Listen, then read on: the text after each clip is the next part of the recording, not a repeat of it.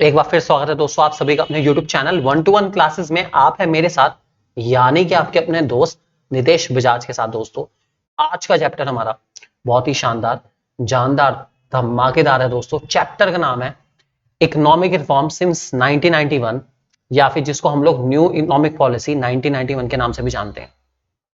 कह सकते हैं इंडियन इकोनॉमिक डेवलपमेंट का हार्ट एंड कोर एलिमेंट है ये चैप्टर। दोस्तों ये चैप्टर अपने आप में एक पूरी महाभारत है।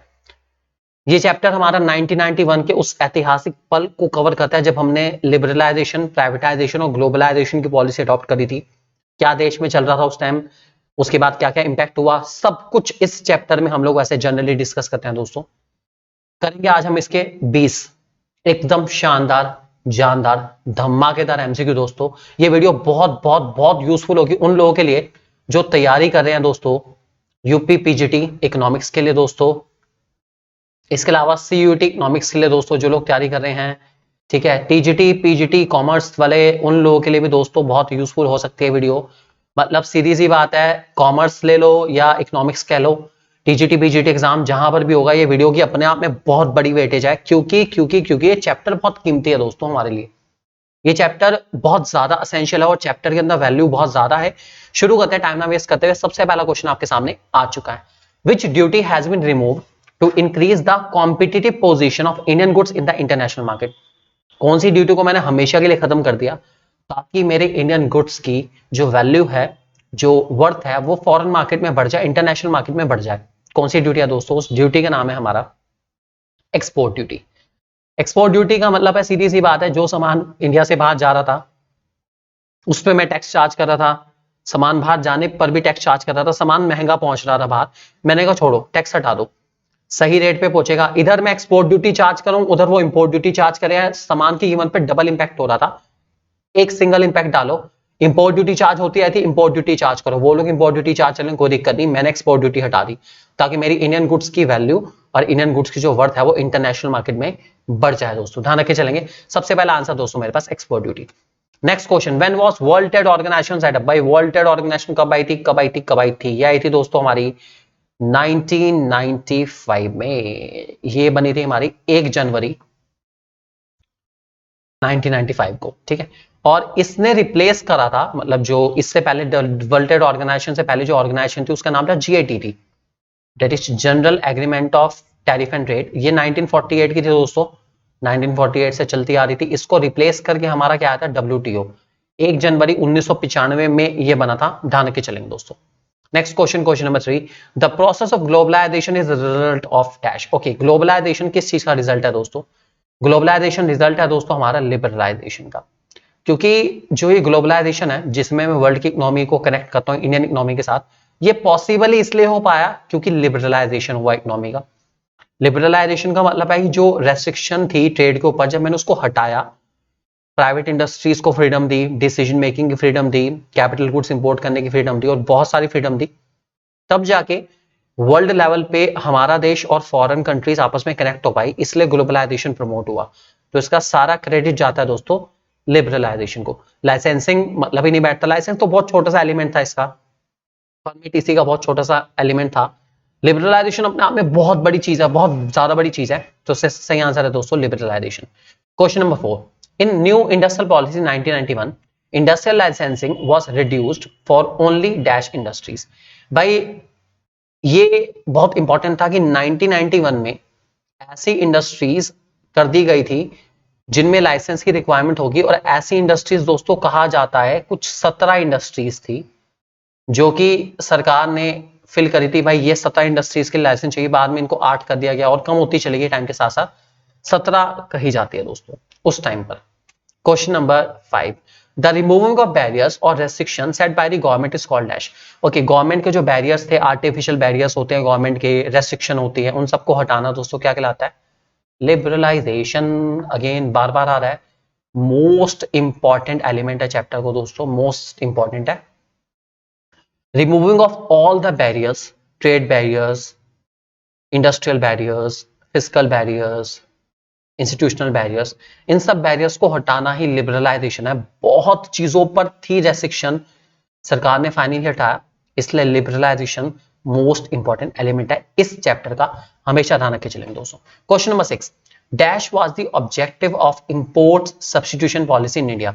इंपोर्ट सब्स्टिट्यूशन पॉलिसी दोस्तों मैंने इंडिया में क्यों अडॉप्ट करी थी, उसका रीजन बताना है मुझे। क्या इसका रीजन है production of high quality product, क्या इसका रीजन है protection of domestic industries from foreign competition, या इसका रीजन है प्रमोट इंपोर्ट, या इसका रीजन है प्रमोट प्राइवेटाइजेशन। तो दोस्तों इसका सही आंसर है that is protection of domestic industries from foreign competition. अपने देश की इंडस्ट्रीज को फॉरेन कॉम्पिटिशन से बचाने के लिए मैंने, जी हाँ दोस्तों, अपने देश की इंडस्ट्रीज को फॉरेन कॉम्पिटिशन से बचाने के लिए मैंने इंपोर्ट सब्स्टिट्यूशन पॉलिसी को अडॉप्ट करा था। बहुत इंपॉर्टेंट है, ध्यान रख के चलेंगे। और इसका एक और reason to economise the use of foreign exchange भी है, मतलब मैं चाहता हूं जो फॉरेन करेंसी है मैं उसका यूज ढंग से कर पाऊं।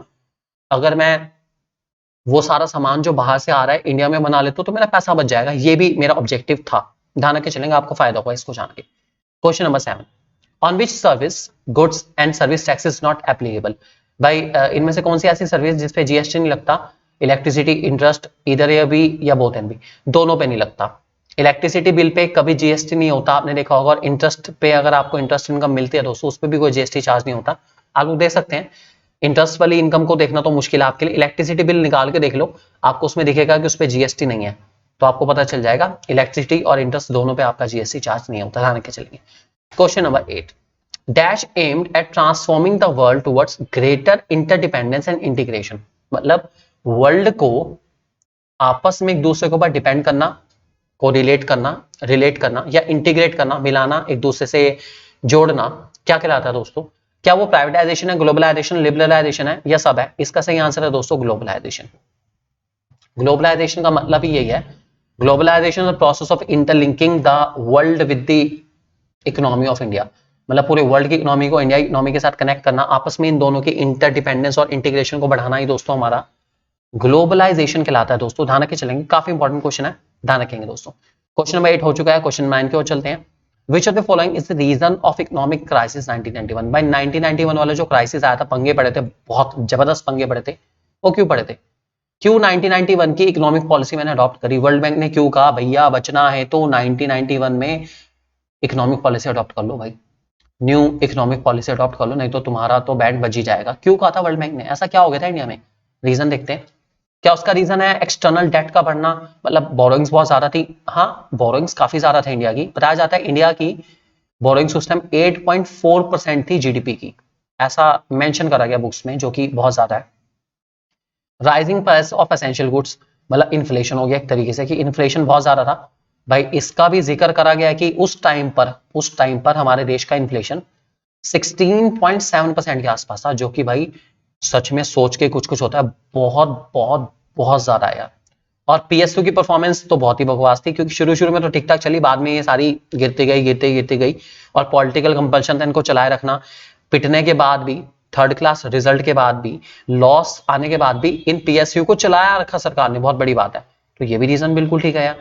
तो ऑल ऑफ द अबव दोस्तों इसका सही आंसर रहेगा हमारा, क्योंकि ये तीनों रीजन है, बकायदा ये तीनों सच में रीजन है इकोनॉमिक क्राइसिस के दोस्तों। ध्यान रखे चलेंगे।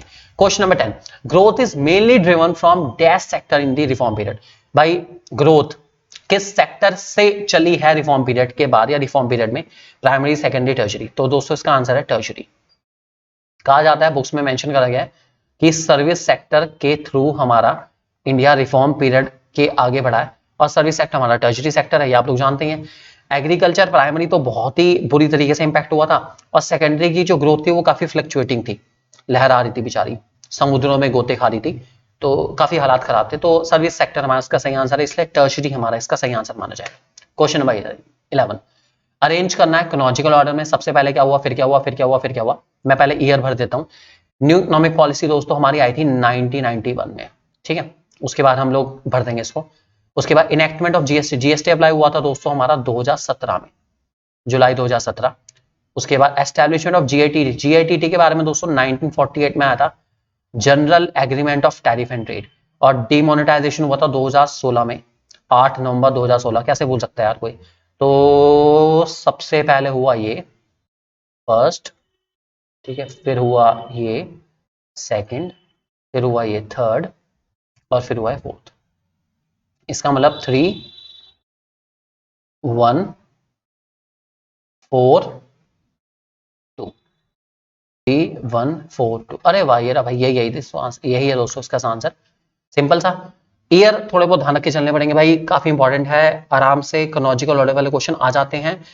थोड़ा सा ज्यादा सावधान रहने की जरूरत है। चैप्टर्स में कुछ डेट बहुत इंपॉर्टेंट डेट है, ये जो डेट मेंशन करी गई है भाई ये इतिहास है, और ये आप सोच सकते हैं कि बहुत इंपॉर्टेंट डेट है। डिमोनेटाइजेशन यार कौन भूल सकता है, जीएटीटी।